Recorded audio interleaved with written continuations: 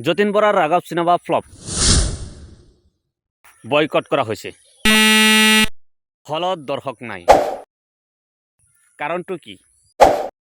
আহক আলোচনা কৰোঁ। যতীন বৰাৰ ৰাঘৱ চিনেমাখন নচলাৰ বাবে বহুতে বহুত ধৰণৰ কমেণ্ট মন্তব্য দি আছে। কোনোবাই কৈ আছে বয়কট কৰিছে পাব্লিকে, কোনোবাই কৈ আছে এয়া ৰাজনীতি ইছ্যু, বিজেপিৰ লেভেল থকাৰ কাৰণে হয়তো চিনেমাখন চলা নাই, কোনোবাই কৈ আছে যে যতীন বৰাৰ জনপ্ৰিয়তা কমিছে সেইকাৰণে চিনেমাখন চোৱা নাই। আচলতে এইবোৰেই সঁচা কাৰণ নেকি চিনেমাখন নচলাৰ, নে বেলেগ কিবা কাৰণো আছে? আহকচোন চাওক অকণমান। চিনেমাখন নচলাৰ কিছুমান কাৰণ চাওক, যিটো মোৰ যুক্তিত মোৰ বিবেকে কয়। প্ৰথম কথাটো হ'ল প্ৰত্যেকটো চিনেমাই ছুপাৰহিট নহয়। এজন অভিনেতাৰ প্ৰত্যেকখন চিনেমাই ছুপাৰহিট হ'ব বুলি এনেকুৱা কোনো কথাই নাই। দ্বিতীয়তে গুৰুত্বপূৰ্ণ কাৰণটো হৈছে চিনেমা ৰিলিজ হোৱাৰ সঠিক সময়। যদি সঠিক সময়ত কোনো চিনেমা ৰিলিজ নহয় তেতিয়াহ'লে সেই চিনেমাখন মানুহে কমকৈ যাব। যিটো সময়ত ৰাঘৱ চিনেমাখন যতীন বৰাৰ ৰাঘৱ চিনেমাখন ৰিলিজ কৰিছে সেই সময়ত চাওক মানুহ কিমান ব্যস্ত। ইফালে পূজা, বছৰত যিটো পূজা আহিছে চবে পূজাত ব্যস্ত, আৰু সেই সময়ত যেতিয়া পূজাৰ আগত চিনেমাখন ৰিলিজ কৰিছে বা পূজাৰ পিছত তেতিয়া মানুহ ইমানেই ব্যস্ত যে পূজা চাব নে চিনেমাখন চাব। তাৰ পিছৰ কাৰণটো হৈছে ৰাজনৈতিক কাৰণ। একেবাৰে মিছা নহয়, যেতিয়া কোনো চেলিব্ৰিটি বা কোলা কৌশলীসকলে ৰাজনীতিত সোমাই যায় তেতিয়া বহুতৰ মনৰ পৰা উঠি যায়, মানে ভাল নাপায়।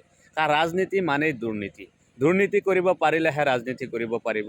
গতিকে চেলিব্ৰিটি যেতিয়া ৰাজনীতিত সোমাই যায় তেতিয়া বেছি ভাল নেদেখায়, ময়ো ভাল নাপাওঁ, চিধা কথা। হয়, ৰাজনৈতিক অধিকাৰ চবৰে আছে, কোনেও কাকো বাধা দিব নোৱাৰে, কিন্তু সেইটো আপোনাৰ মৰ্জি, আপুনি যিটো ভাল ভাবে।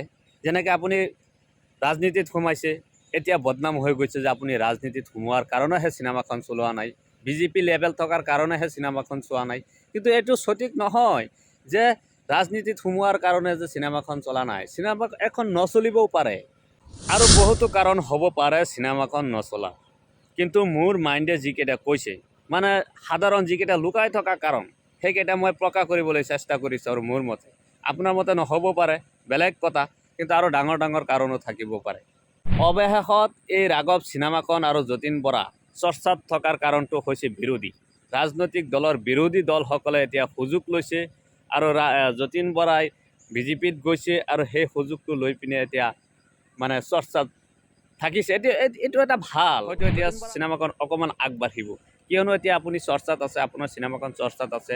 যিয়ে নহওক বিৰোধীয়ে হ'লেও চৰ্চা কৰিছে, যেতিয়া পাব্লিকে অকণমান চাবলৈ এতিয়া চেষ্টা কৰিব।